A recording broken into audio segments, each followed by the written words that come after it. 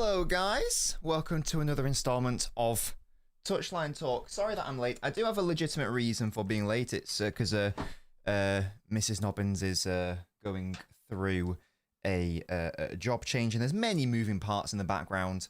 Yes, we're just trying to sort that out.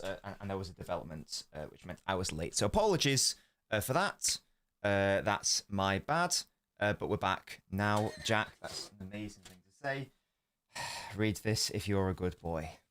Thank you very much, Jack, for renewing your membership. And your random footballer is Handanovic. What a throwback that is. In today's stream, Touchline Talk, supposed to be at 2 on Tuesday and Friday. The title of the video is about... well, Doku's in the thumbnail. And the title of the video is regarding what is a reasonable expectation for some of our younger players, certainly within the realm of the output, conversation and debate, which is something that has been quite prevalent for the past couple of years, or basically since the post-treble year, essentially, is when that conversation started to happen, really, and it started to really heat up last season, and I suppose at the start of this season as well.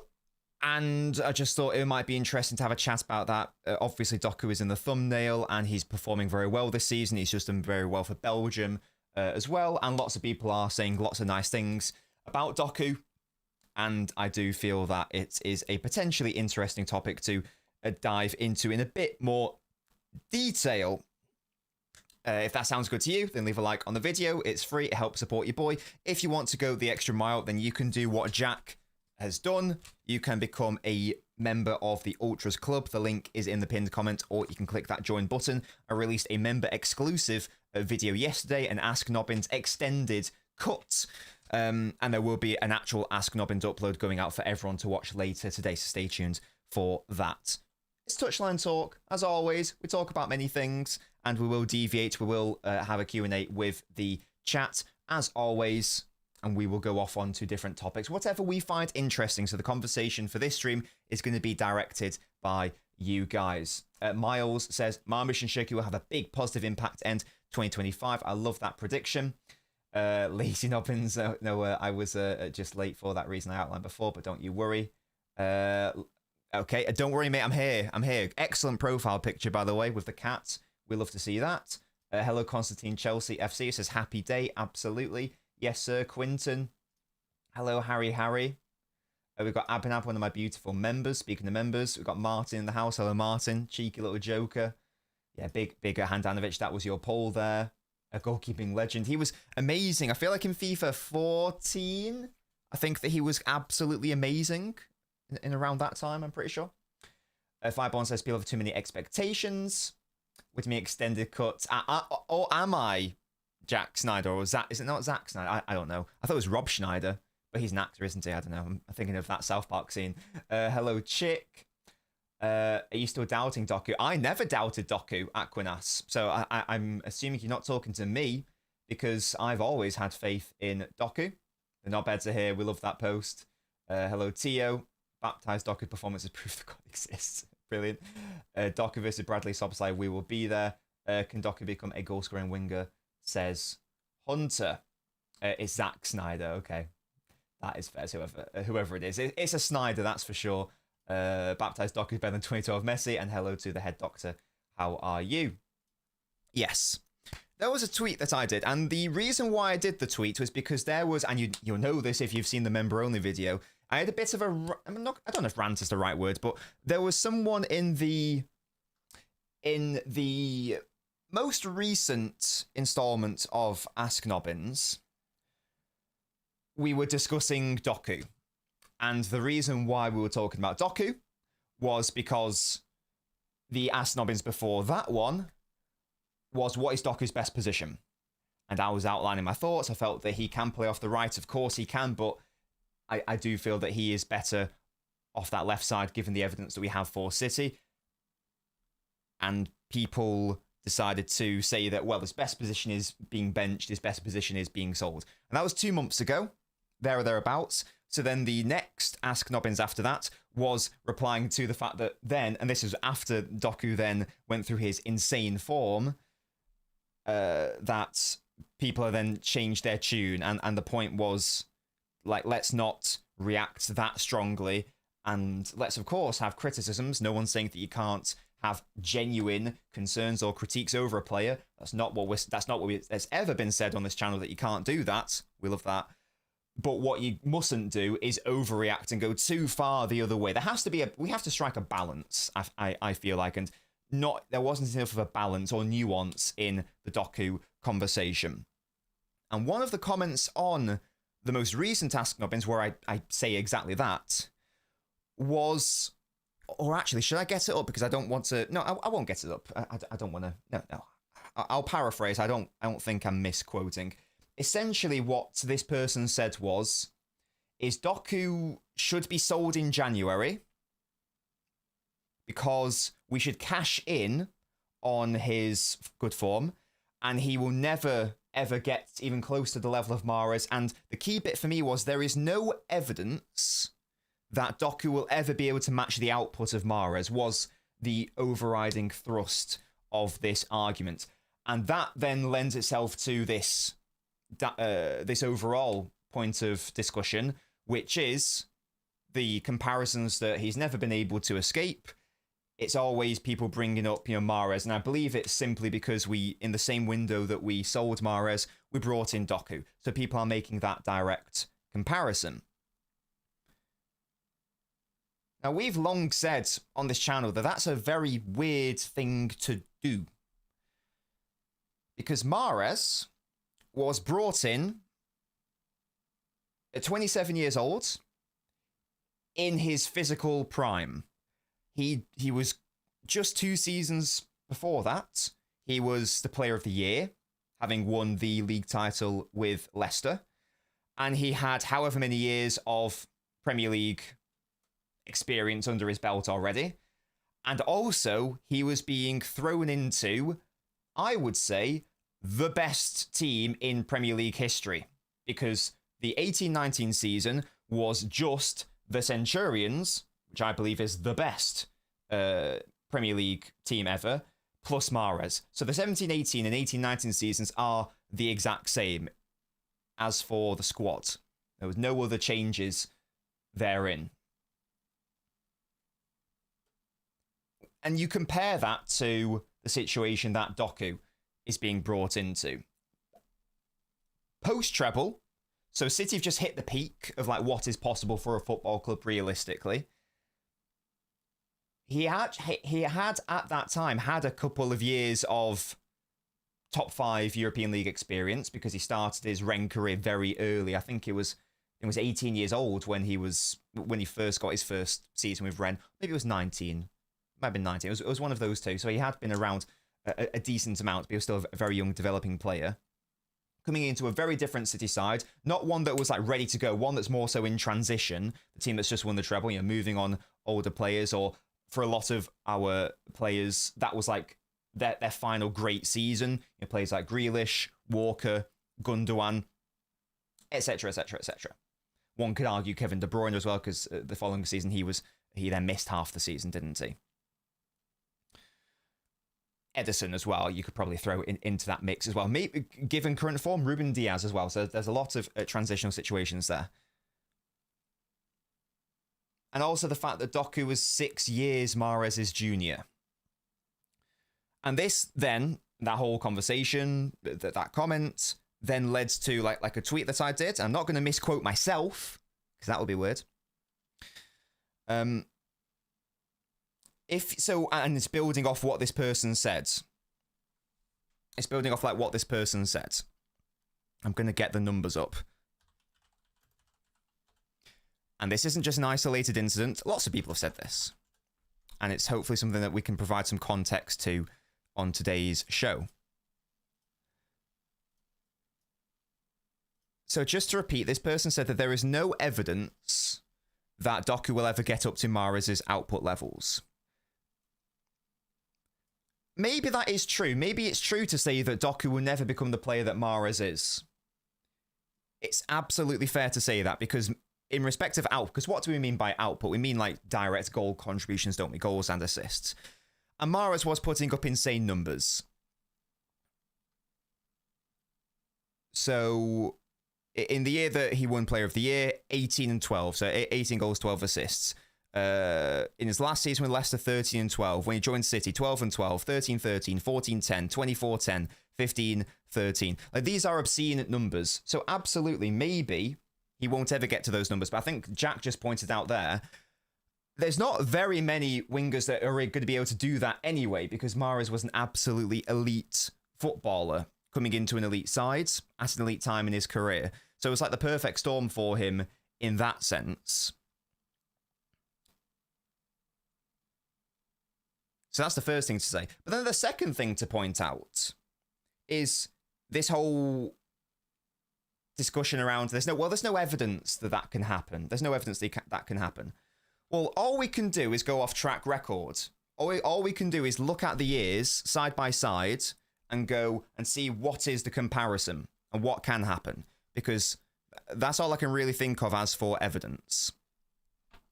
So in Doku's first season for City, he was 21 years old. And in that season,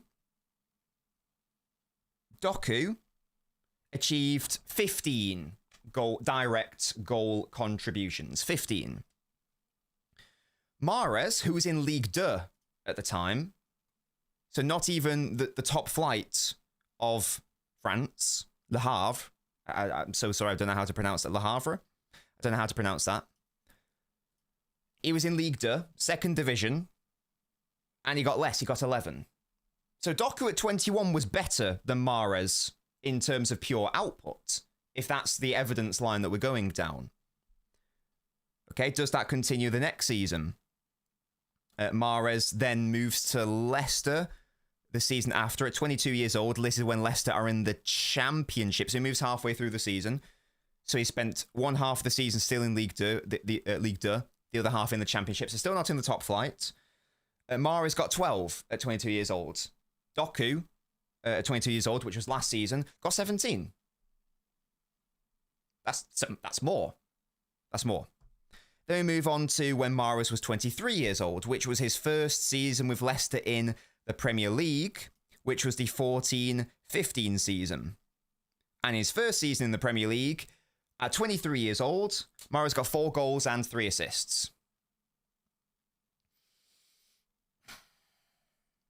Doku is 23 in this season, and he's got 4 already. He's already matched what Mahrez got in the entire Premier League for assists. Sorry, in all comps, I apologise. No, never mind, it is the Premier League. Well, they're the same difference, all comps or the Premier League for both of them. Yeah. And he's, played 9 games? We've got however many games left to go, and we are in October.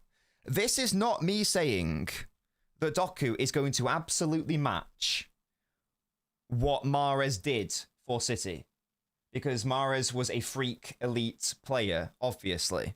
I'm not saying that he's going to do that, but if the argument is there is no evidence of that, that's an objectively incorrect thing to say.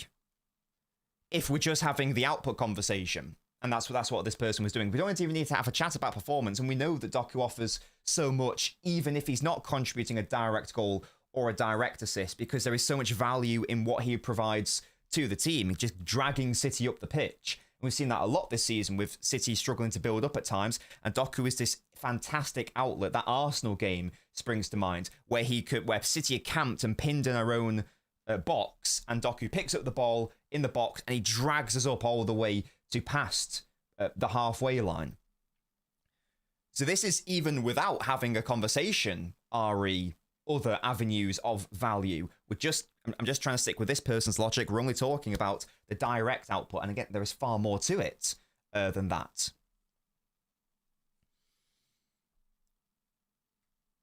Based on evidence, Doku at 21, at 22, and at 23 years old was a superior player to what Mahrez was at 21, 22, 23 years old.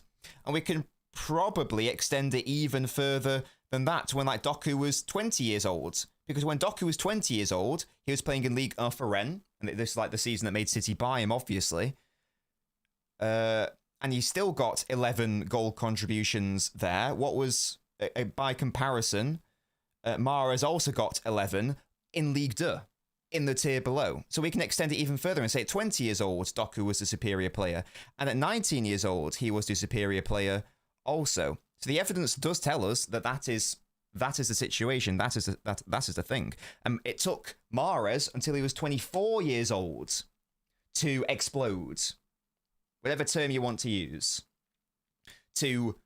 That was the year where he got his Player of the Year season at 24. And then from there, outside of the year after where he was shit, and he is, I know people don't like it when I say this, but he and Hazard are because the reason why I bring it up is because when people say, oh, Foden's the worst post Player of the Year player ever, well, no, it was actually a lot better than both Hazard and Mahrez. Outside of that outlier season, he then proceeded to be amazing every single season therein. Once again, this does not mean that that Doku's definitely going to match that, but I'm prefacing this entire conversation over this notion that keeps creeping into whether it's Twitter discourse, whether it's this live chat, or whether it's the comment section of my videos. I've seen lots of people recently saying things like, no, people even like starting a hashtag. I don't know how real that is, but I've seen like people doing, hashtag say no to projects or no to prospects, something along those lines, and that just makes no sense to me.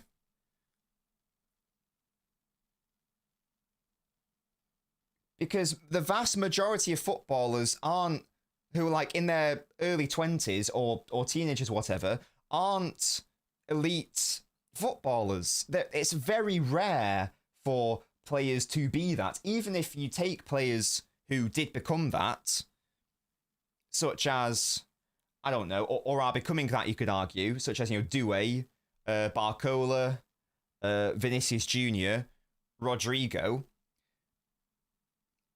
they were not this ready-made, pure output machine in their earlier years. Doué was doing what before he joined PSG?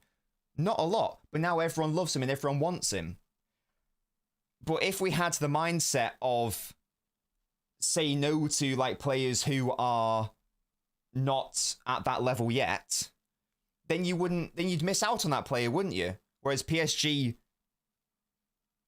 did do that. They did purchase the player, and now everyone wants him.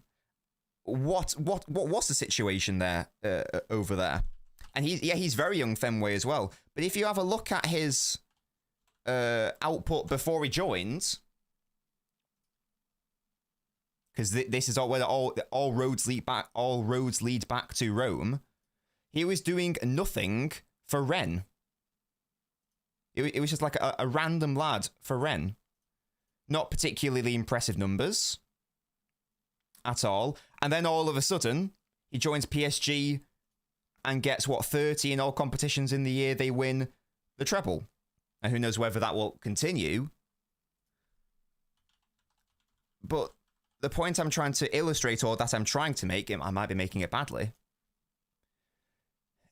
is that it's not inherently a bad thing to buy a young project player. And sometimes it's necessary. Sometimes it is required.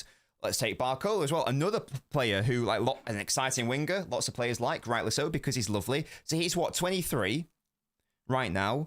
So he's had... So before he joined PSG, how old was he? 23, 22, 21. So he was 20 or 21 years old. I think he might have been 21 when he joined PSG. And he was doing fine for Lyon. But again, these aren't obscene numbers. Even his first season with PSG, 14 overall, was until his second season where at 22 years old, where he absolutely popped off again in that treble year.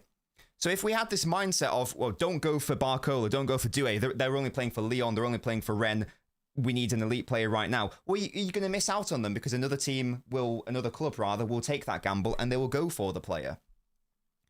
It's not always as straightforward as just buy these 28-year-old ready-made world-class players who are ready to go right now. Sometimes it's not always that simple. And this also leads to the right-back scenario, which I sort of want to half pivot to because this is relevant for that as well. Whenever we've touched on like the right-back situation on this channel, I keep seeing in the chat people going, no, we can't bring in another project. We need to bring in like this elite player right now. I know you're not a scout, and I've used this argument as well, to be fair, but I can't name the player who is this elite lad who is definitely going to come in and be that guy if we're saying that Livramento is potentially off the table, because I do believe that he would have been that very, very quickly. You're sort of going to have to explore more of a project/prospect vibe of player. Otherwise, the only other alternative, Kyle Walker, is like that sort of player where they're older and they're more short term. So you've got them for like 1 year, maybe 2. In an ideal world, you would just bring in like a 25-year-old right back. You do what we did in 2017 with Kyle Walker. He's ready-made, he's ready to go, he wants to leave Spurs, he wants to join City. Perfect, he's available, bring him in. But you have to accept that you can't always do that. So having this blanket policy or having this blanket mindset of every single project/prospect/young player brought in is equals bad thing. And a lot of people do have that opinion and mindset, which is, and I'm noticing a lot more, it's getting a bit worrying because I think Fenway's just said it there. You absolutely need the right mix. Absolutely you do. If the player is available to be brought in, then great. You can do that. But that's not always reasonable, and that's not always realistic. And if you do go down the more project/prospect route or avenue of doing things, alluding to the title of this video once more, you can't then place elite expectations on the player who isn't that yet. It's unfair to say, well, when Mahrez did this in for City, right, but Doku joined at 21 years old and was nowhere near the same level. People always go to, okay, well, what about Leroy Sané? You mean like the outlier who was never able to replicate those numbers ever again, and ironically was a project player or prospect player himself? The comparison doesn't work for a number of reasons, but even if it did, it would be against the logic of some of these people who just want to focus on like the name. It's always the name, isn't it? And that's not how you build like a functional squad. Sometimes you do need a name. Of course you do. Like if there's a big gap in your team, like let's take City. There was a big gap at striker. We needed a big striker. We needed an elite striker. Get Haaland. Not only is he a name, he also just fits perfectly because he's exactly what City need. Sometimes it is that simple, but often it isn't. And I feel like a lot of nuance is being lost in football debates. Oh, and it's definitely getting worse. It's definitely been getting a lot worse, I've noticed, over the past... I'd even go as far to say over the past few months it's getting worse. It's not even just like a year-on-year thing, and it absolutely is, but it's sort of exponentially been getting a lot worse over the past few months, and the concept of nuance and rational thinking is slowly dying a death, and that is, and it's a thing. It's a thing, and I want to keep trying to defend players like Doku and defending players like Savio, and trying to push back when people try to compare these players to players who are on a totally different stage of their development and evolution. I don't know how reasonable it is. I don't know how fair. I don't know how fair that is. Well, no, I do know how fair it is. It isn't fair. It isn't fair. So what we're going to keep doing, what we're going to keep pushing on this channel, the agenda that's going to keep getting pushed, is having reasonable expectations of our players and not falling into the trap of expecting something that isn't reasonable. Like another one is... because some people's counter to that may be, okay, but he was like the direct replacement, whatever. It would be, let's take this to Shirky. It would be very unfair to compare Shirky to Kevin De Bruyne directly and go, you're not as good as Kevin De Bruyne. Yeah, we know that because it's the exact same debate, isn't it? It's the exact same point. Kevin De Bruyne was at a totally different stage of his development as Shirky, and it's also just a totally different player as well.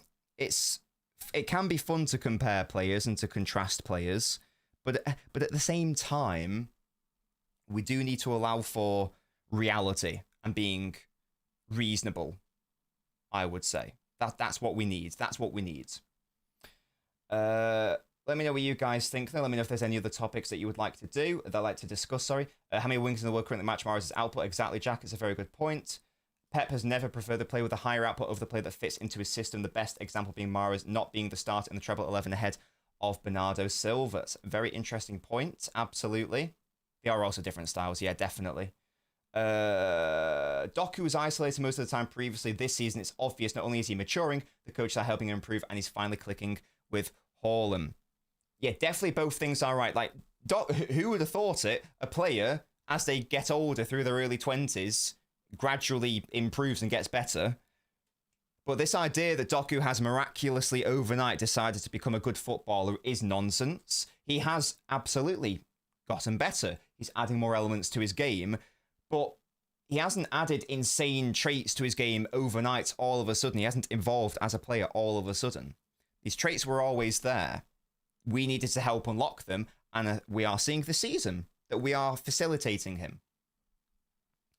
Doku's good physically. Absolutely he is. There's a certain aura around Doku, says Fireborn. He's much more confident, and that will help if you actually provide him with the requisite support, definitely. This is a great summation, Sarthak. Doku was a project signing while Mahrez was already in his prime, definitely. Doku 19G last season. How many was it? Let's double check.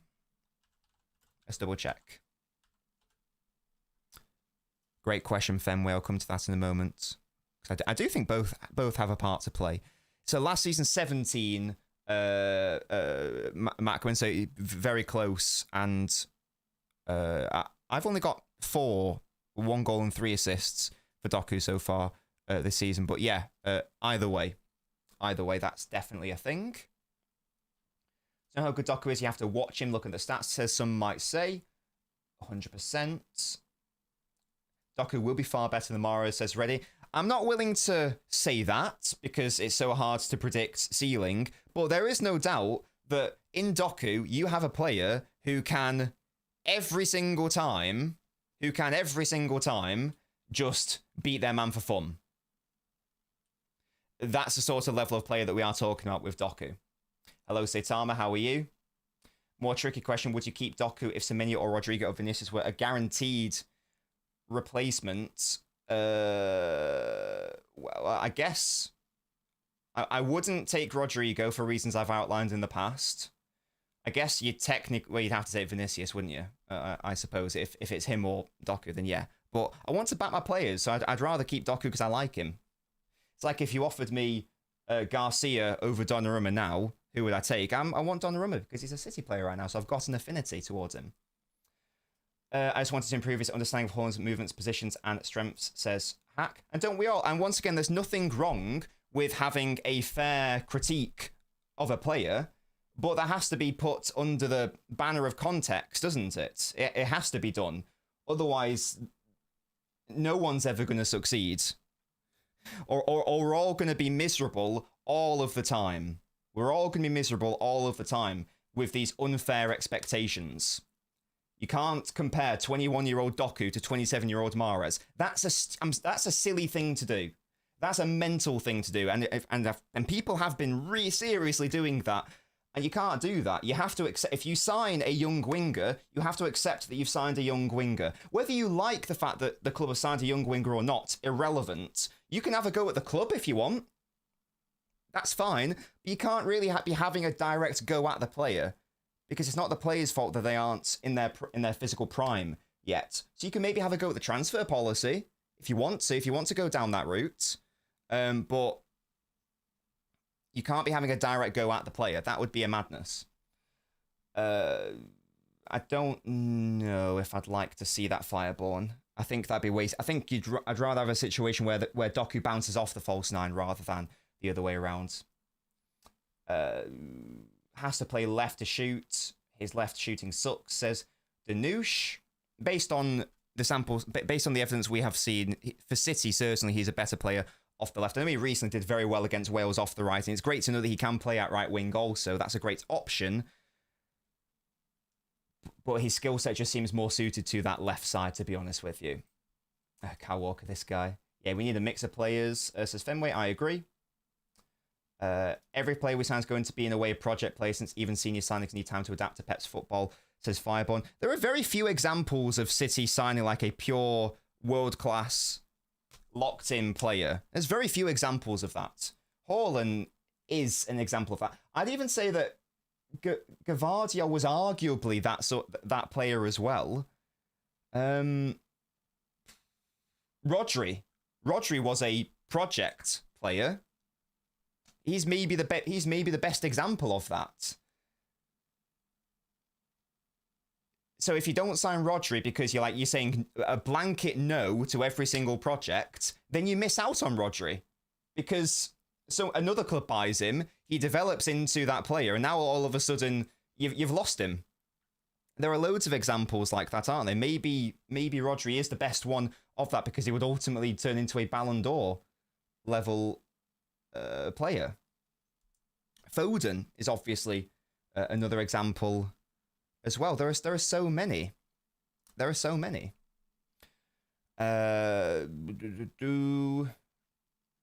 People assume sign Reme players would provide immediate results, says Firebone. It's not always that straightforward, is it? It's a good point. It's a good point. Did Pep want to shift from distributing goals amongst wingers who are inconsistent to solo creating for Horn, who's almost always clinical? I think you need a mix. You need a mixture, don't you? Definitely. You definitely do need a mixture. I've no idea, Thunder. I have no idea.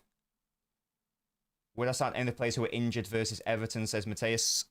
No. Probably not. Probably not. How much of it do you think is Doku improving versus putting him more centrally in our tactics? I think the main thing... I don't know what the exact proportion is. But I'm going to just make up some numbers. I would say 70% of it is systemic, whereas 30% of it is individual. So I'm assigning like 70%, maybe I'd even say as high as 80%, to things such as providing him with runners, providing him with options, getting him into more central areas, getting him a proper supportive partner down that left side, which O'Reilly has been a lot as well. I think the vast majority of it is that. And obviously players do just get gradually better as they are younger players and they are evolving. But I would definitely say the vast majority is going to be the environment that's being created around him as well. Do you get me? We should accept not winning for years in order to let Savio develop. No, that's not what we're saying at all. It's not what we're saying at all. All I'm saying is that you can't be... Because you can have a go at the club's transfer policy if you want. As I outlined, not a problem if you want to do that. But what you can't do is go too far the other way and go, no young players at all. No players who need development at all. That's who I'm arguing against here. I don't think that's what you're saying here, but I'm talking about the people who are like, we can only sign absolute ready-made elite players now, and there is no room for nuance. And if you aren't as good as your predecessor, then we need to sell you. I'm talking about the people who are saying, sell Savio, sell Doku. The people who are like, he'll never get even close to Mahrez levels, without even giving him a chance to turn into that sort of player. That's who, yeah, exactly, Herbert. I don't think, no, I know for a fact you're not one of those people. Those are the people I'm talking about. I'm talking about the unreasonable, because I know, Herbert, you're a very reasonable person. I'm talking about the unreasonable faction, I would say. That's who I'm alluding to. How can anyone say Doc is better than Vinicius? Vinicius won the Ballon d'Or without any dispute. Oh dear. The Yamal one's interesting because Yamal is sort of is like Sane in that he is a massive outlier, and Yamal is just going to become a far better player. But Sane, the injury didn't help. Of course, it didn't. But he peaked at 20 years old or 21 years old. That's very rare for players to do that, and he's never been able to get back up to those levels for one reason or another. So Sane is definitely the outlier. Mahrez is an example. Is a far more useful example because he struggled up until the age. Struggled's a strong word. He wasn't this demon until he got to 24 years old, and Doku and Savio haven't even reached that level yet. And I'll repeat, I think there is a valid argument for the club made an error by ending up in a situation last season, because Grealish was out of the club, whatever, our main wingers were Doku and Savio, who are not ready yet. I can definitely agree that is a fair and reasonable argument to have, because there is no room for integration because they have to go immediately. They have to be up for it now. And there's no room for integration. But that is a club, if you want to go down that avenue, that is a club transfer policy fault and a club squad building fault rather than a fault of the individual player. And it still doesn't mean it's fair to place the expectations on said younger player. James says, is Doku fast enough on the break? We need a pace merchant. That's more so what Doku. That's more so what Marmoush is. And I think that's more so what Savio is. Because Doku is quick, absolutely. But it's this split between a player in Doku who is more of a Pep described it. He said that Doku isn't a long pace player. By that, he meant a player who's more willing to not only make runs in behind, but also is going to be an incredible threat over those long distances and be able to carry the ball at ridiculous pace over those long distances. That is what Marmoush is, and that is what Savio is. Now, Doku can technically do that, but there's no doubt, I think Jay's just said it there, Doku is explosive is the correct term. You want him to be making those bursts over short distances rather than picking the ball up, like, I don't know, just before the halfway line and wanting to carry the ball all the way up.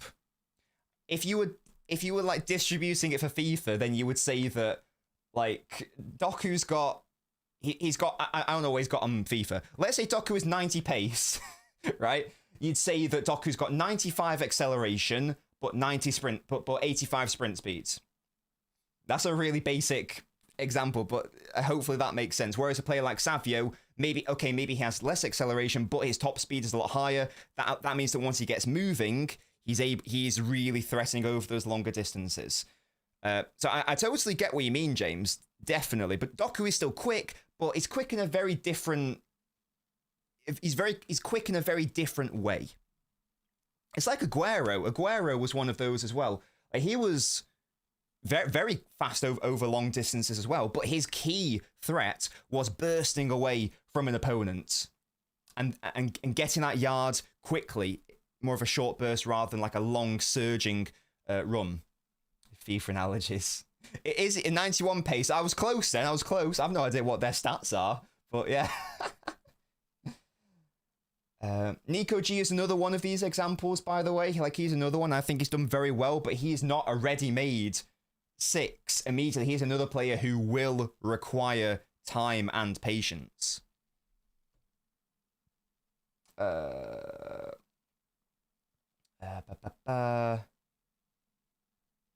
Potato. How are you?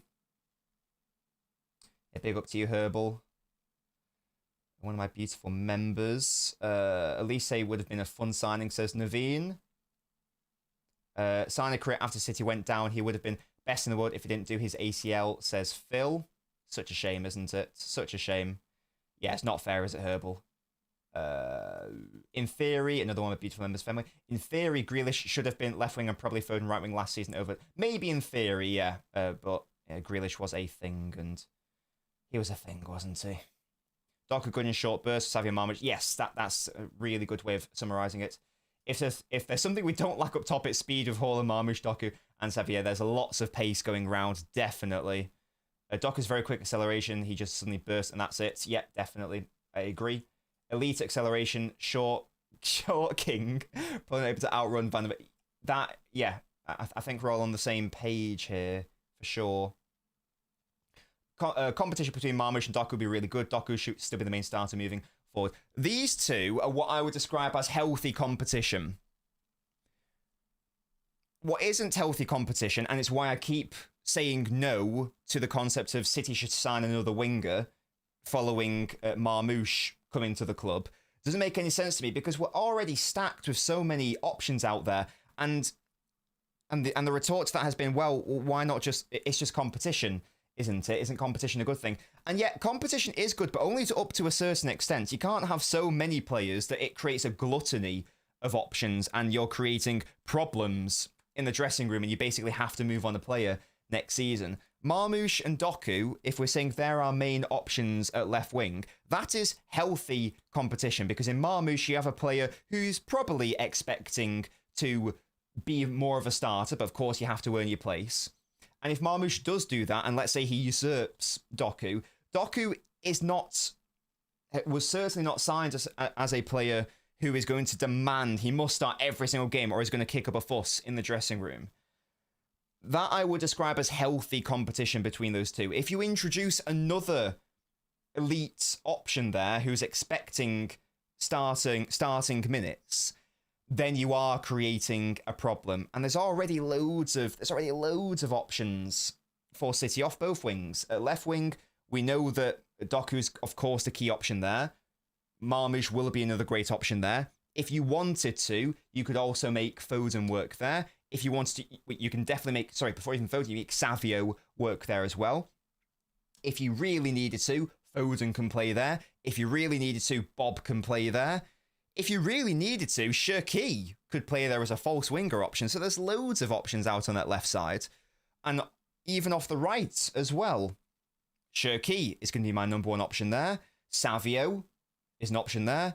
Bob is an option there. Doku, an option there. Foden, an option there. Bernardo, an option there. Loads of players can play right. Loads of players can play left. There's no room for another winger. And if we sign another winger in the summer without selling a winger, I'm going to be really confused. Unless an outgoing happens. There's just no space. Doku is strong for a winger. That's his best attribute. He's very bulky and strong, isn't he? He's very stocky. He's got a stocky frame. That's how I described him. I love that from you, Jay. Doku's glazing is good. He's improved, but at the end of the season, he has to produce a minimum of 25 GA. Otherwise, all will be a waste. 25, is that reasonable? 25. Well, last season, he got 17. He got 17 last season. The personal target I was setting Savio and Doku was 20.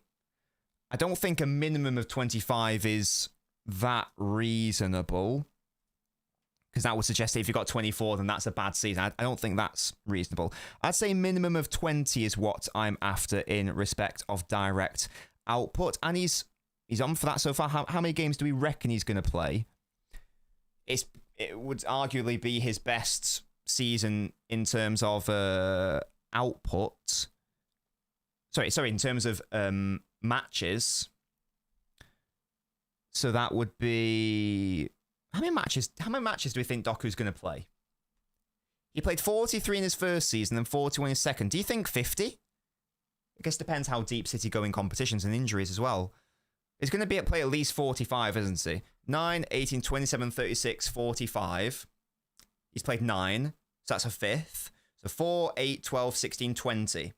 He's on course to do what I believe should be his minimum. If he's played 9, I'm saying that he might play 45.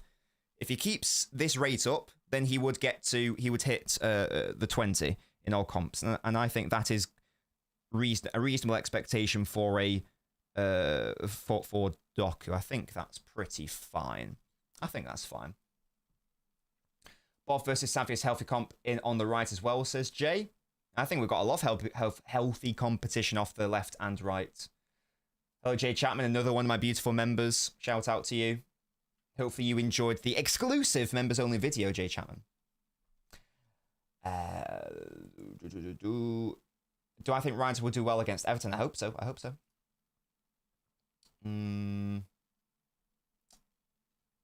Last season he got 25 for club and country. I'm only really looking at the club. It's lovely what he does for Belgium. I'm not that interested though. I know he does. I know he has popped off for them. But I'm only really looking at the.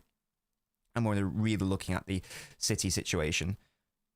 But that's a healthy trend, I think. So in 23-24, he got 16, including like his time at Rennes. He got 16. In 24-25, he got 17. So it's gradually going up. There's no reason why he can't get to that 20 mark. That's in all comps, by the way. That is in all competitions. Getting gain 20 in just the league would be very impressive. It would be very impressive.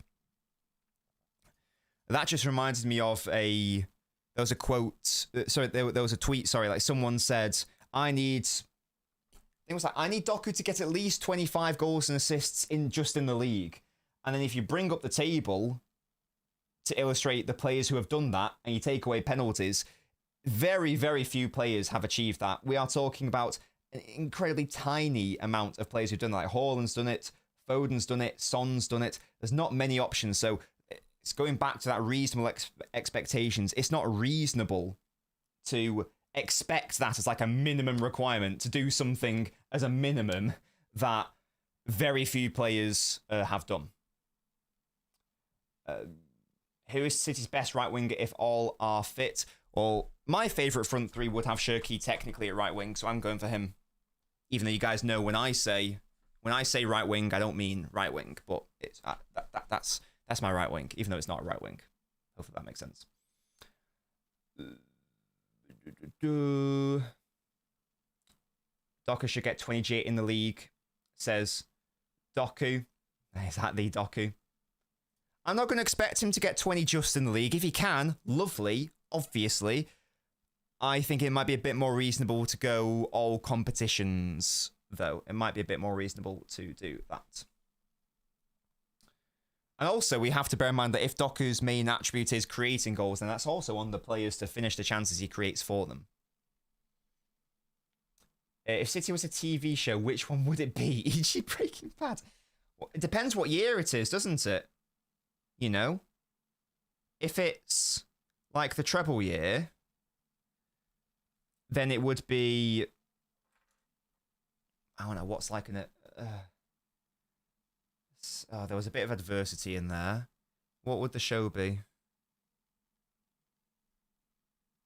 It would be Prison Break, because that was the year where City got the charges done. But we escaped from prison and we won the treble. So the 22-23 season is Prison Break, for that logic. Last season, it's probably... what's like a train wreck of a TV show? What's a train wreck? Like the last season of Game of Thrones.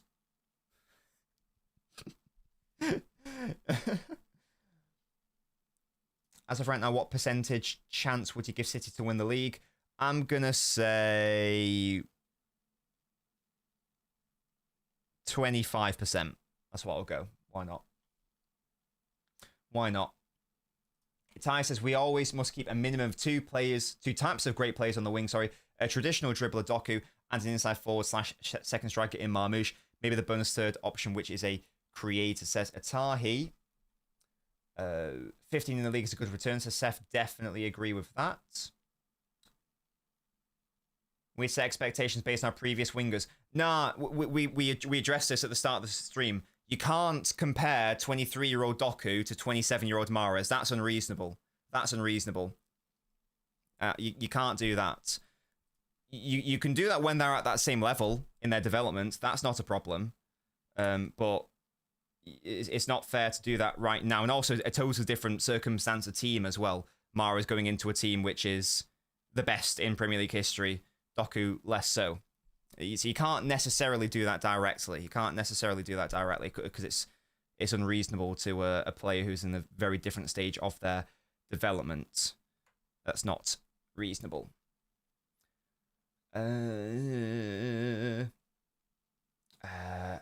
Prison Break is Marseille. Prison Break season 1 is peak anyway. Season 1 is peak. Not sure about the subsequent seasons, but yeah. How much do you expect in the league? You're telling me he can't get 12 assists and 8 goals. I'm not saying he can't do that, but I'm not going to put that expectation on him because I think 20 in all competitions is more than good enough, and that would match the current trends as well. If he can do that in the league, then even better, of course. Last season was Walking Dead. Sorry, that's a good... Yeah, Walking Unks, that's a good point. Hello, Cat Fat. Bob is doing really well. Underlying numbers are crazy, both offensively and defensively. I have enjoyed Bob, definitely. Hello, Dom. Good evening. Yeah, I'm loving the data on Nico G because I do feel sometimes I'm watching a different game. I watch a game like Nico's done well and people would tell me that he's done stinky. I just don't really... I don't get what's going on. I don't get what's going on. Do you know what I mean? I feel like every time I watch Nico, he has a goods to great game in a position that isn't even his, in an impossible situation where he's got to fill in for Rodri in a position that isn't his. It's mad. It is pretty good. Maybe that is too high. Maybe I should drop it down to 20%. I don't know. I was just trying to be positive. I don't know. I don't know. But it can't be similar, Sachin, because no one in those let's take... We can even take a season with Aguero if we want to, but it might be even more reasonable to look at a season without him. Most of the goals are going to be really focused on Haaland, rather than like if you compare it to like the 2017 through to 2022 era, where they weren't so focused on one player. And we know that you can actually score a goal without even getting an assist. So it's definitely not reasonable to compare them directly like that. The landscape's totally changed.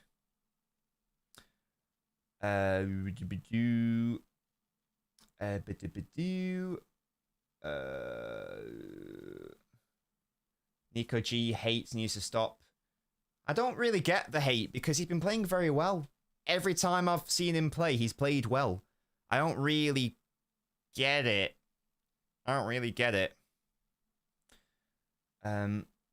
Nico's slowly improving his passing, definitely. He's just improving in all facets of his play, I would say. The centre-back one is such a tricky conversation because I don't know what's happening with Hayes, and I don't know what's happening with Barr. Are they going to go out on loan again? Are we going to promote Hayes and say, right, let's see what you got? I don't know what's happening. The annoying thing is that all of the young centre-backs we got in January, Kusanov and Hayes and Barr, they're all right-footed, which is very frustrating. If just one of them was left-footed, just one of them, it would make it so much easier to figure out. But you are right. When Ake leaves, I do think there would be a lot of value in bringing in a left-footed centre-back. But is there even space to do that? It depends how we view the futures of Barr and Hayes. That's the thing. Mufuni is a potentially fun option. I'm so disappointed he didn't start against Huddersfield. That would have been fun. I wanted to watch him start. Shut up, Jack. Didn't realise England were playing later tonight. Nico G is promising. Definitely Fireborn. Definitely. When I look at Nico, I keep thinking about how he looked when he started playing for Barca. I see a more mature version of the player in 2 years' time, bit calmer, better scanning and awareness. Yeah, definitely. Definitely. Short term, he can fill in. Maybe longer term, he will just be the out-and-out replacement for Rodri. Maybe.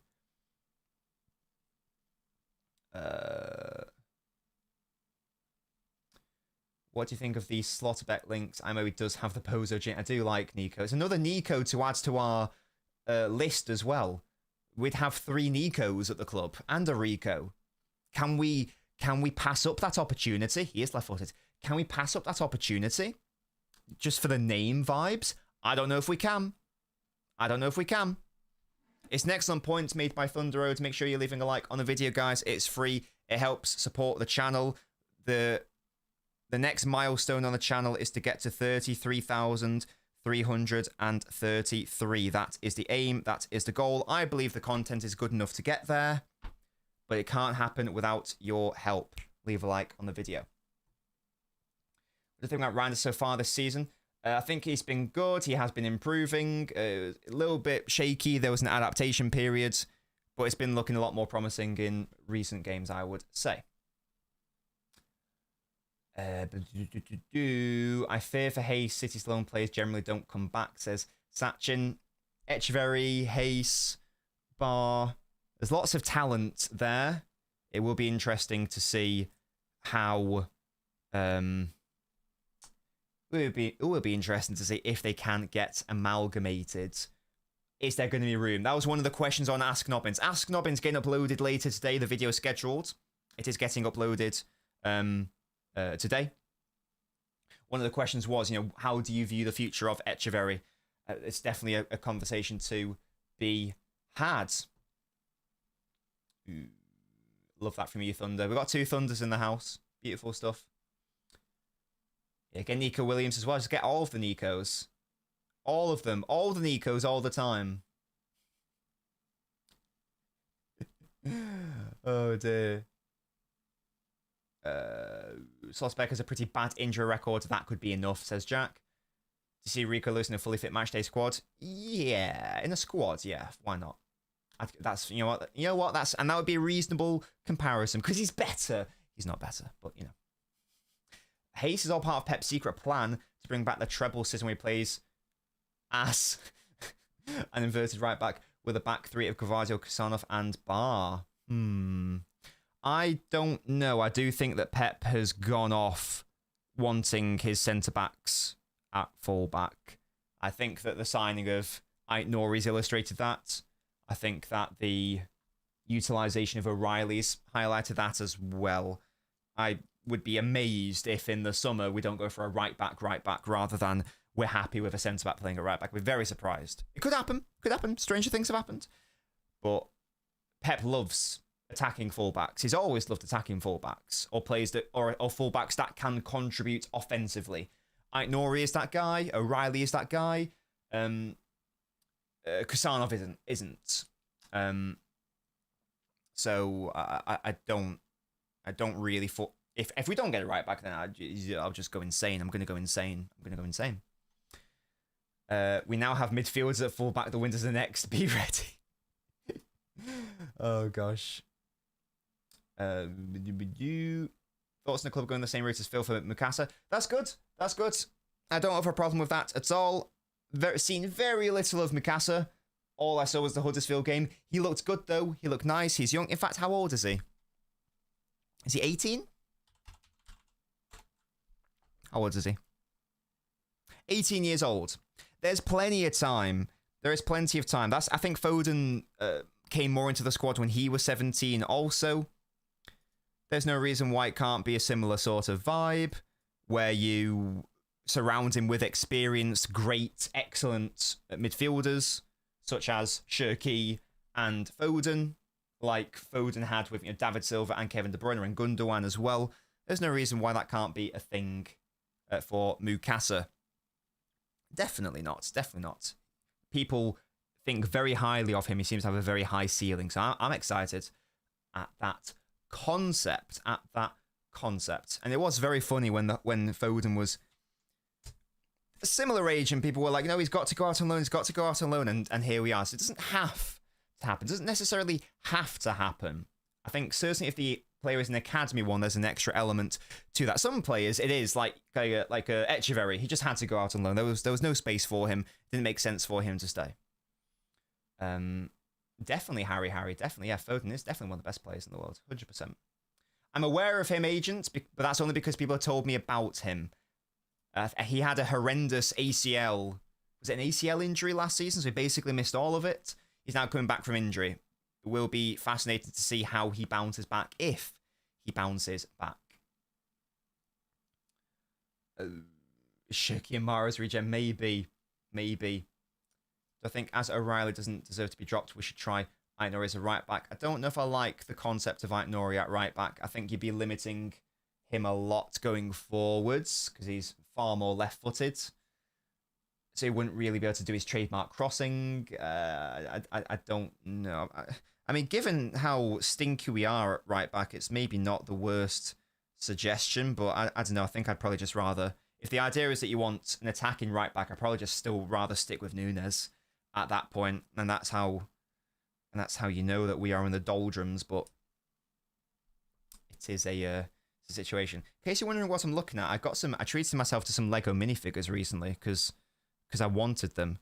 I've got just to like add to my original trilogy collection. I've got Admiral Akbar here. Big up Admiral Akbar.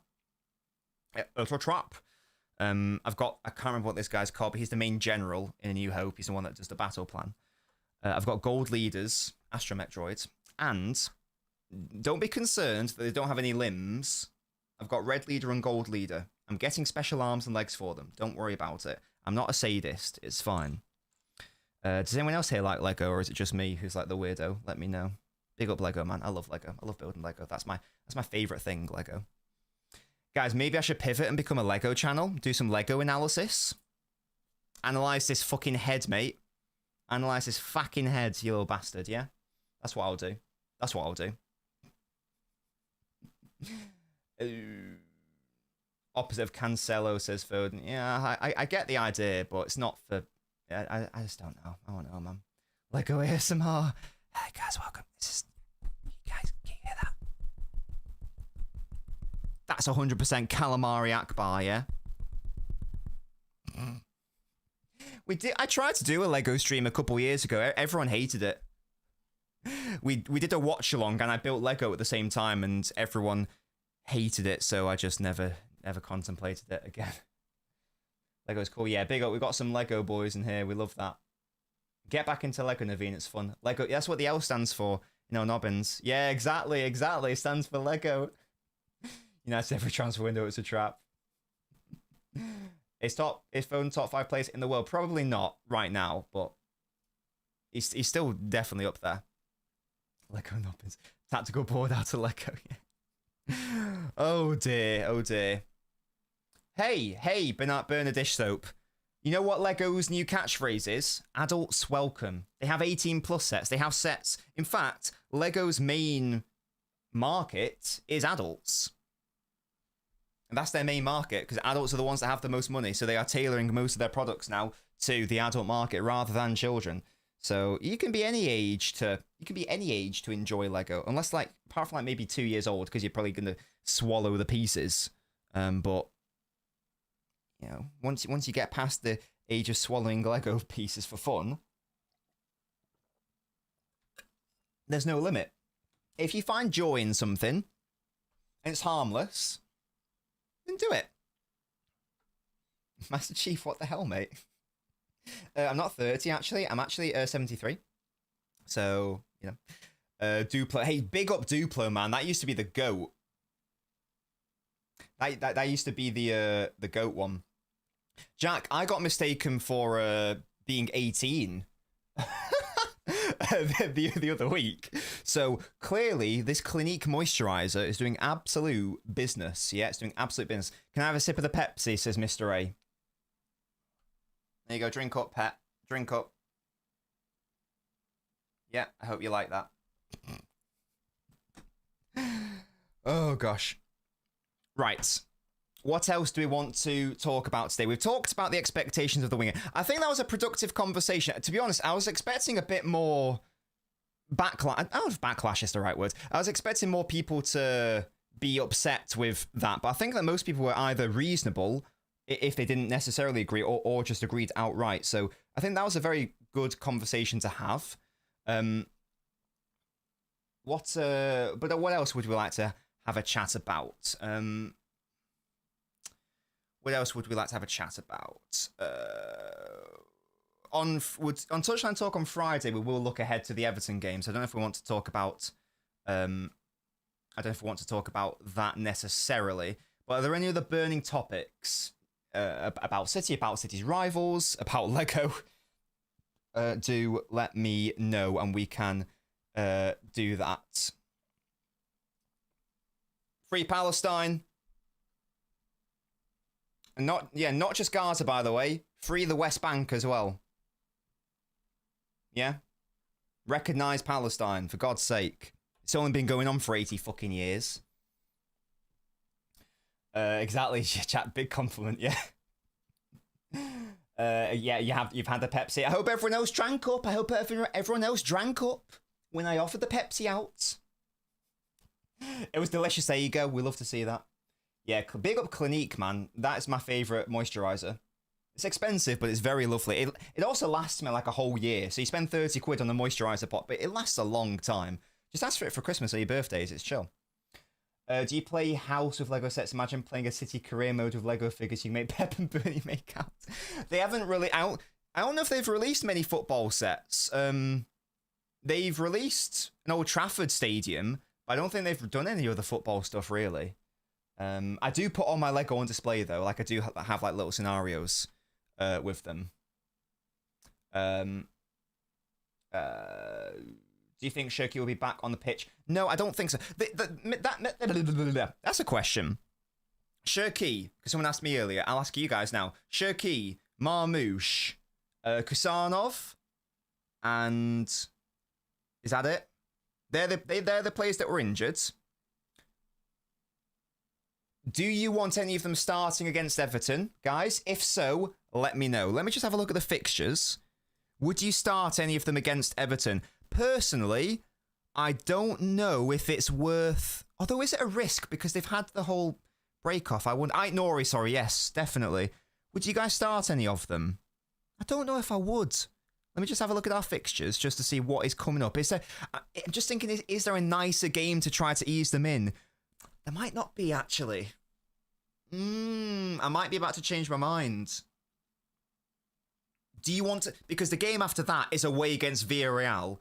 I don't know how fucking Villarreal are doing in La Liga. Let's have a look. I feel like they're doing all right. Aren't they in top 5? My God, they're third? Hello? Who let them be good? Stop it. Stop it. You know? Etta Eyong, what a great name that is, by the way. I'm sure it's Eyong. He scored 5 goals. Only Julian Alvarez and Mbappe have scored more goals in La Liga. That is insane. They've scored 14 goals. They've conceded 8. They've conceded fewer than Real Madrid and Barca. They've conceded fewer than Atletico. I think they have the joint best defensive record. Fucking hell. They have the joint best defensive record in La Liga. They're nowhere near scoring goals of Barca and Real Madrid, but they're still up there. Only Atletico and Sevilla have scored more goals than them outside of those big two. Okay, so that's quite frustrating. That's not a game that's not really a game that I want to start those players in either. And then after that, it's Aston Villa away. And then after that, it's a nice game Swansea away. I'm actually going to change my mind. I think that you do need to start at least one of them against Everton based off that. I would start... Who would I start? Yeah, you know what? Because Everton are probably going to play low block football. I'd start Shirky. Fuck it. I'd start Shirky and I'd maybe have Marmouche off the bench to come on. I wouldn't start Aït-Nouri though. Maybe I'd introduce Aït-Nouri against Villarreal partway through the match. I'd start at least one of them. I think I've changed my mind. I'd start Shirky because I'm thinking low block vibes. I don't think he will start, but that's what I'm gonna predict. That's what I'm predicting. That's what I would say in my little baby brain. What do you guys reckon, though? The media bias a bit with Liverpool. Yeah, that's nothing new, though, is it, Sachin? I will say. Hey, if Clinique want to come and sponsor this show, I'll bloody do it. I'll bloody do it. Yeah, exactly. Guys, I need everyone to email Clinique. Is Foden better than Shirky as an attacking midfielder? Right now, Foden's a better player, so yeah, definitely. Right now. If you can only have one attacking midfielder, then I would punt for Foden. But the good news is, you don't have to do that. Have you ever bitten a Lego piece? Yeah, of course. Yeah. Sometimes I do it, like, if I've got a piece that I made an error with, and I can't get it out, I'll do that. Even now, I'll do that even as an adult. Big up the Capri Sun. There are so many times as a dad of young kids where the games they want to play aren't fun, but whenever my kids want to play Legos, yes, Fenway, what a real one. Exactly. That you can use that as an excuse. I mean, you shouldn't have shame in your hobbies. as long as they're not hurting anyone. But I know some people might feel a bit iffy about playing with Lego or whatever. But you've got a good excuse there. You can go, oh yeah, it's for my kids. It's for my kids. And then the store clerk can go, sure. I don't care. I'll say it loud and proud. Yeah, loud and proud. I play Pokemon. I play with my Lego. Yeah, Ait Nori, thank you guys. I did forget about Ait Nori. A full 11 of Kasanovs. Ait Nori for build-up, says Phil Foden. I don't know if we need that. Maybe he should start against Villarreal for that reason. Don't know if we need that against Everton. Depends how bold they go. It depends how bold they want to play. I want to start Showcase as Abhinav because I'm excited. Yeah, I'm excited as well. 5-1 says, don't start any of them. I'd rather ease them in. I'd rather have them rested for versus Villarreal. They should get some minutes versus Everton as subs. That's reasonable as well, to be fair, Fireborn. That is reasonable. Miami thinks that Villarreal might be even tougher. Can I rank Saka, Foden, Jude, and Palmer? In terms of what? Like hair or form this season or what? Let me know. I do have a small bit. I've got a small baby brain. Absolutely, I do.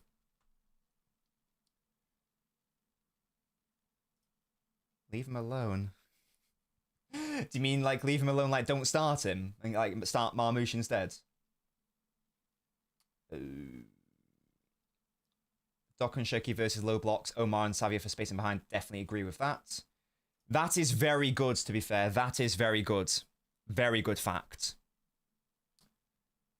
I never did watch Dora the Explorer. We should throw away the Premier League. Nah, that's crazy. Twitch plug. There won't be a Twitch stream tonight because Mrs. Nobbins and I just need to have a chat about her. I said it's why I was late to the stream. Like work situations are happening for her, so we're just going to go through her options tonight. It's a positive thing, by the way. It is a positive thing, but there's just something we just need to iron out. So there won't be one tonight, but there will be a Twitch stream tomorrow instead at 8 p.m. So join me for that. Hello, Shazam. Rank them in terms of looks. Well, Foden's hair has elevated him massively, so he might be number one right now, you know. Who's the better player? Well, I'm definitely, personally, I don't base, generally speaking, this is how I like to compare players. What people often do is they use a very small sample size, and the way that I think that player quality should be viewed is that you can't in 1 week be better than this player and then like next month all of a sudden that dynamic's shifted. There's no way that player quality can be that fluid, because at that point that's just form, surely. So the way I rank players is who has been the better player over a 2 to 3 preferably plus year window. 2 is the bare minimum, and there are exceptions to this. I don't need to see any more of Yamal to know that he's a better player than James Milner. There are exceptions to that. But generally speaking, I need 2, 3 plus years to do that. So I'm probably saying that Foden's the best of them all. Because just because he had a bad year last year doesn't change the fact that the year before that, he was the player of the year. And the year before that, he got injured halfway through and he's still one of our best players. And the year before that, he was, young player of the year? And the year before that, he was young player of the year again. So I'm saying Foden's the best. Then I'd probably say...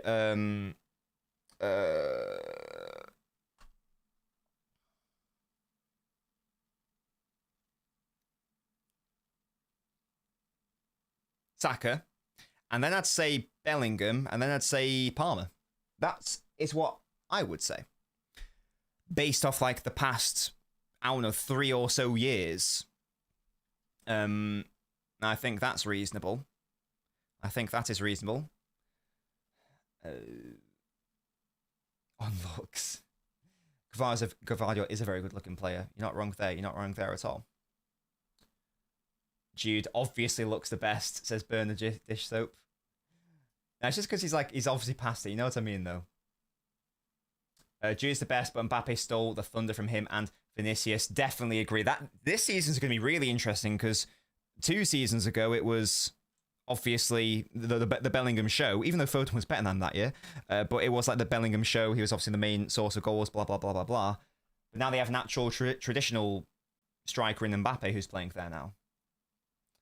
So it is a thing.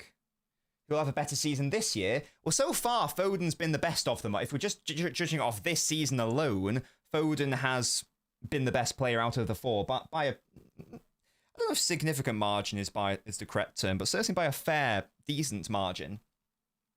So let's say that Foden can keep it up, and let's run with that. Let's run with that. Marmoush is very good looking. He is very good looking. Marmoush is great. Gvardiol's great. Diaz is great. Foden's hair is better, so that's lovely. Who else is lovely? I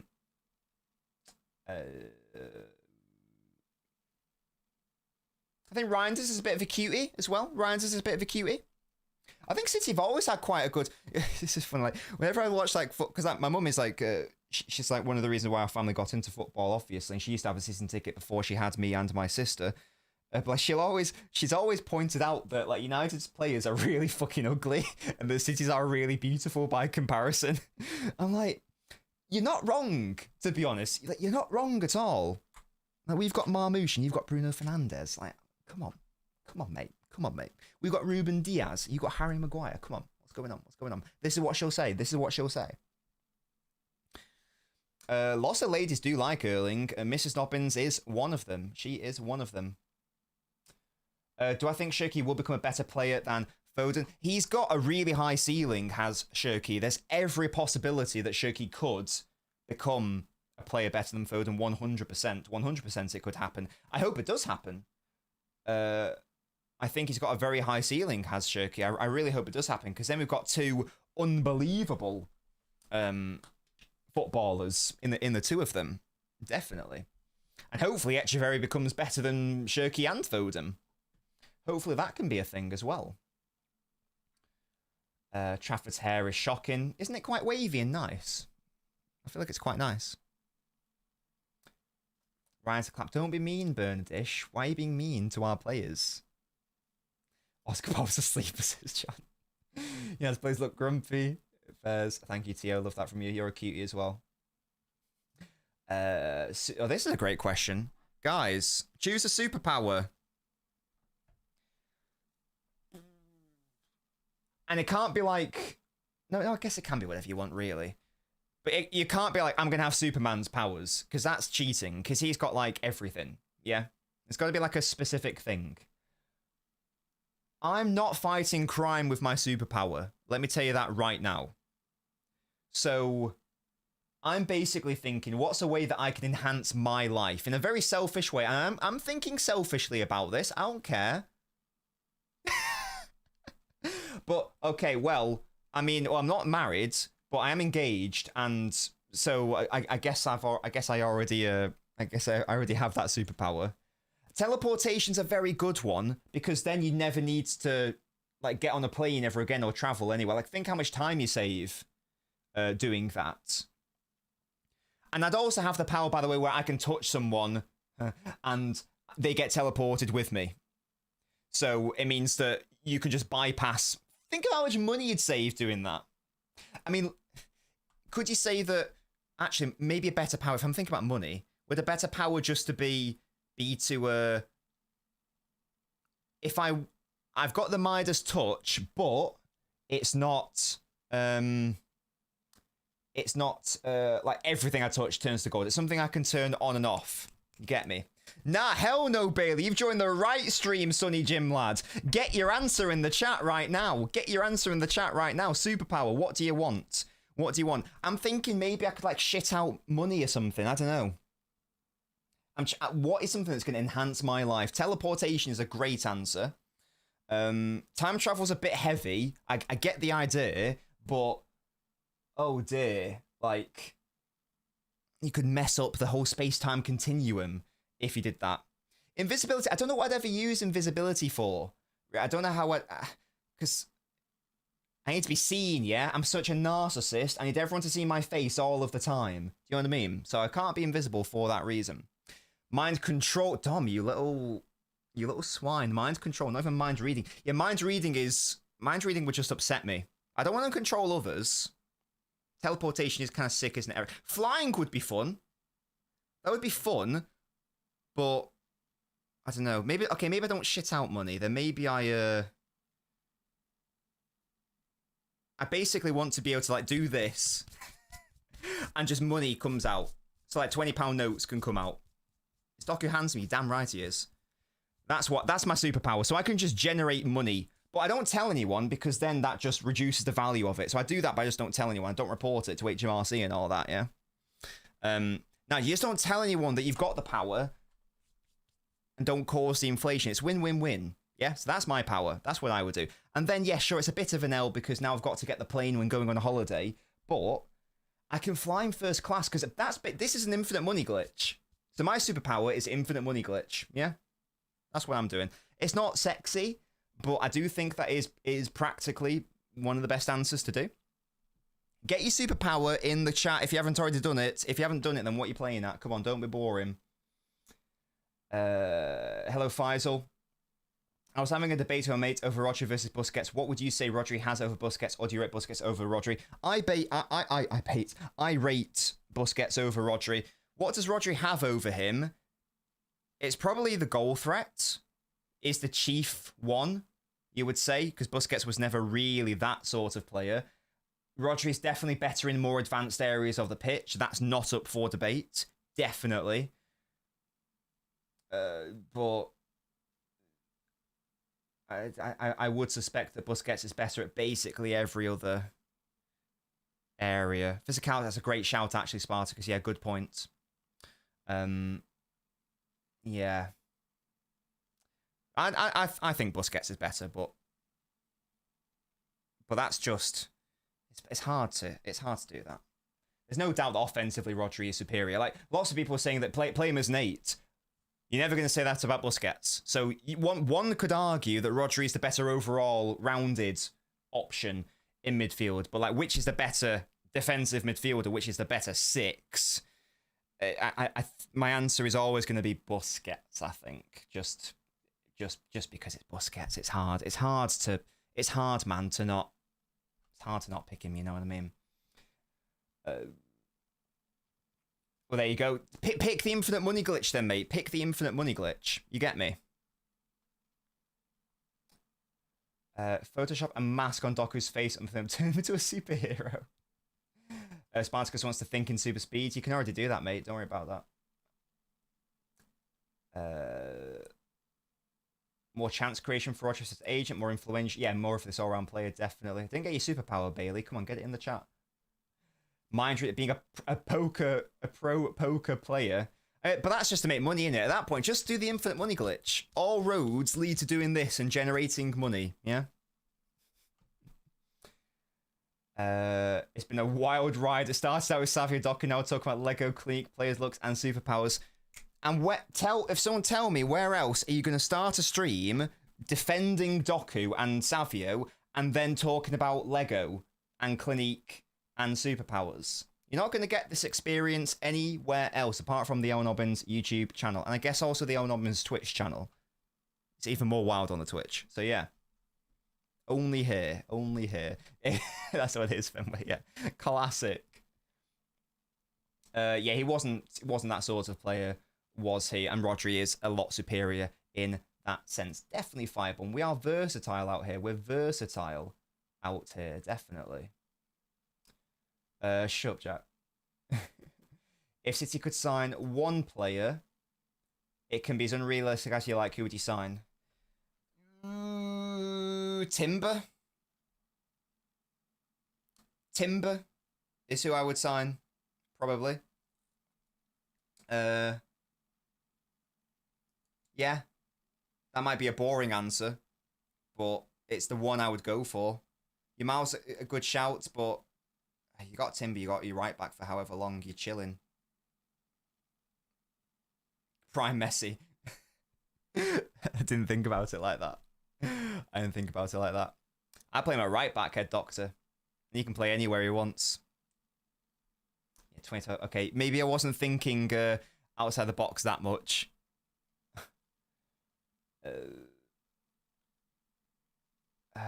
Which 3 players in the Prem can fix United? Oh, God. I need more. I mean, a whole stream for fixing United. Jesus. Louise says, I saw you on Sky with Tim Sherwood. You were so good. Yes, I was on Sky the other day with Tim. That was fun. It's good stuff. It's just very surreal talking to people like Tim Sherwood who like watch on TV for however long. It's very funny to do that. The debate on Sky was start, bench, sell Haaland, Mbappe, and Kane was the debate. Of course, I started Haaland because why would I not? Because hey, if you want to score goals, who are you gonna pick? You're gonna pick the one who's best at scoring goals. So give me my best. Put my best number 9 in the bag. Put the fries in the bag. Okay? Put the fries in the goddamn bag. Yeah. Put my goal scoring record in the bag. Yeah. Yeah. Yeah. On the members only video, we got to see Nobbins as pussy. Not what I was expecting, but great content nonetheless. Exactly. And you guys are missing out if you aren't a member of the channel. Well, that one's for Fnatic Ultras. That's the mid one upwards. So if you aren't a Fnatic Ultra or up, you're missing out, guys. Start holding sell the other 2. That's fair. Good night to you, head doctor. It's a good point, Jack. It's a very good point. I like Wharton. What? I like Wharton. Hello? I've been quite a big proponent of him potentially joining City. I like Wharton. He's very tasty. He's very tasty. Right, guys. I suspect we should probably end it there because we have been chatting absolute... I mean, we talk absolute nonsense anyway, but absolute nonsense as always. We're so close to 100 likes, so let's just do a little cheeky late push there to ensure that we get to that 100, just to make it a nice triple digits. We'd love to see that. Start holding sell the other 2 and buy a right back. Is KDB the GOAT midfielder?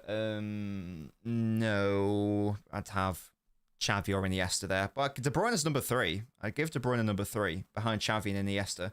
He's over Kaká and he's over Zidane, though. Definitely for me. Definitely. Make sure to leave a like on the video before you head out. Everyone, it is free. It helps support your boy. It tells YouTube that these streams are good. You get me? Oh no, Fenway, we already have the choice. We already have like the next port of call. It's just like the current place is being a bit of a knobhead about it. Ari notice. So we're just discussing what the possibilities are. She's already got one lined up. She's very good.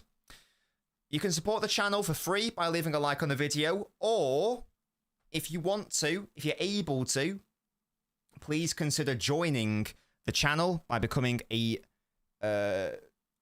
member of the Ultras Club. The link has been provided there by the Nobbot. You can join for as little as £3 a month. You get access to exclusive Nobbins videos, access to exclusive emotes, loyalty badges. I also get priority replies. And if you leave a question on an Ask Nobbins, it will guaranteed to be answered on the next installment in the extended cut. So do make sure you are supporting the channel, either with a like or by joining it. One last question, absolutely ultimate. What you saying? What you saying, my lads? This will be the last question. Ultimate will see us out here. Wait, what's this? Cheese sticks or fish fingers? Even as a child, I was never the biggest fan of fish fingers. I felt like sometimes they got too soggy. I was never the biggest fan of like breaded fish. Battered fish, oh yes. Breaded fish I was never the biggest fan of, though. Never the biggest fan. Never the biggest fan. Right, come on, Ultimate. What's this question? You can't leave us hanging like this, sir. When's the next analysis video? Probably the winter. Probably the winter, because I want to do a video on our right back options. That video is not going to be a we should sign this right back in Jan, but it's going to be these are the players who are one to keep an eye out on. We should probably be looking to sign them in the summer. So the next analysis video, I guess. Well, actually, no, it depends if you count. Are you counting? Like tactical previews and match analysis? Because if you are, then the next one will be before the Everton game and then after the Everton game. If it's just on the player, then there's no players to analyse right now. So I'm going to do one in the winter window. I actually answer this on Ask Nobbins, so I'm going to upload that in like 30 minutes or so, so stay tuned for that. Thoughts on league matches not being played in their respective countries? It's stupid. Yeah, I think it's stupid as well. Don't really get it. Well, no, I do get it. It's because they want money, but, you know. It's a very good point. They don't have fingers. They should be banned. Would you / could you ever do analysis videos on some of the academy lads? I would like to do that. Maybe I should. It's just so hard to it's just hard to find the time to watch like loads of academy games. I don't even know if there's like, I don't know what this situation is like. Is there like an archive of past Premier League games, academy games? Sorry, I don't even know if they're always broadcast. It's something I guess I could look into. If it's on City TV, like an archive of their matches, then maybe that's something I could do. But it's obviously less easy to access compared to a normal player, like a senior player. So I can maybe look into it, but it's a tricky one. The other thing is I don't like getting attached anymore because I got attached to so many of our academy players in the past, and apart from like Foden, none of them like really properly made it. Like, you know, Brandon Barker and them man, as they say, whoever they are. Thank you so much for watching. I'll be back tomorrow on Twitch, so join me for that. Doing South Park. That I clicked the wrong button there. You just ignore that. I'll be back on Twitch. It's LNobbins. Twitch.tv/LNobbins. So join me for that tomorrow at 8 p.m. Until then, guys, thank you so much for watching. Hope you enjoyed the channel. Hope you got some value from the stream. And I'll catch you all next time. Goodbye.